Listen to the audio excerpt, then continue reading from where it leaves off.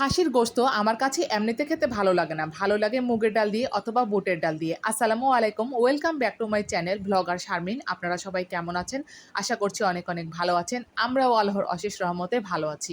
এটা হচ্ছে আমার বৃহস্পতিবার দিনের ভিডিও। তো আমি আরকি আজকে আপনাদের সাথে শেয়ার করছি।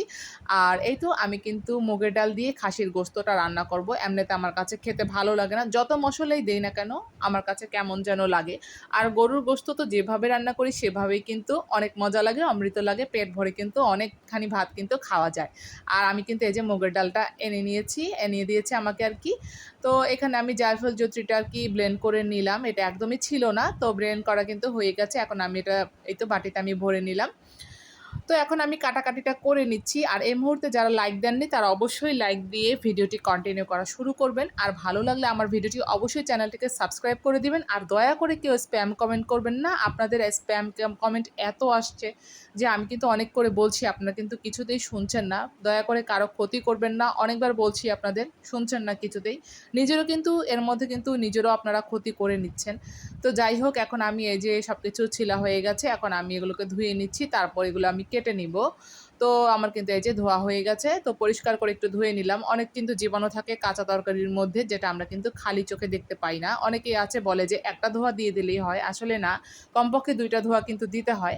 আর এই তো আমি কিন্তু মুগের ডালটা কিন্তু ভেজে নিয়েছিলাম, তারপর পানি দিয়ে দিলাম। আর শিং মাছটা কিন্তু রান্না করে নিয়েছি। শিং মাছটা সাফিন খাবে, যেহেতু ও গোস্ত খেতে পারে না, এখনও শিখে নাই। আর এই তো আমি এখন কিন্তু খাসির গোস্তটা ভালো করে ধুয়ে নিয়েছি, পরিষ্কার করে নিয়েছি। তো বেশি একটু চর্বি ছিল, সেগুলো আমি ফেলে দিয়েছি। আর এখন আমি মশলা সব ধরনের দিয়ে নিচ্ছি। হলুদের গুঁড়া, মরিচের গুঁড়া, তারপর হচ্ছে লবণ, তারপর হচ্ছে জায়ফল জয়িত্রী গুঁড়া, আদা রসুন বাটা, বাস এগুলোই দিব।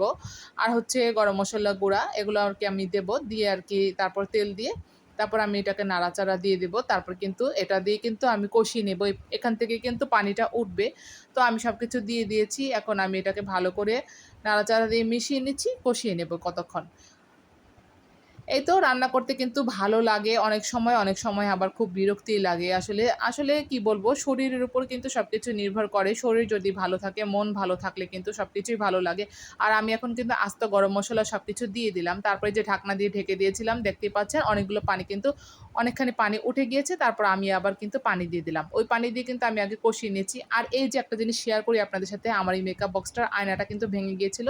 এটা আমি লাগিয়ে নিয়েছি। তো অনেকদিন ধরে ভাবছিলাম কিভাবে লাগাবো। তারপরে মাথায় আসলো ঠিক আছে আমি এটা কিন্তু আঠা দিয়ে লাগিয়ে নিতে পারি। পরে আমি এটাকে আঠা দিয়ে লাগিয়ে নিলাম নিজে, নিজেই। আর এই তো আমি কিন্তু এখন এই যে গোস্ত কিন্তু সেদ্ধ হয়ে গিয়েছে। তারপর কিন্তু অনেকটাই সেদ্ধ হয়ে গিয়েছে, অর্ধেকখানি। তারপর মুগের ডালটা কিন্তু দিয়ে দিয়েছি। মুগের ডালটাও কিন্তু হয়ে গেছে। তো আমি কিন্তু পুরোপুরি রান্নাটা করে নিচ্ছি। পুরোপুরি রান্নাটা কমপ্লিট হয়ে গেছে।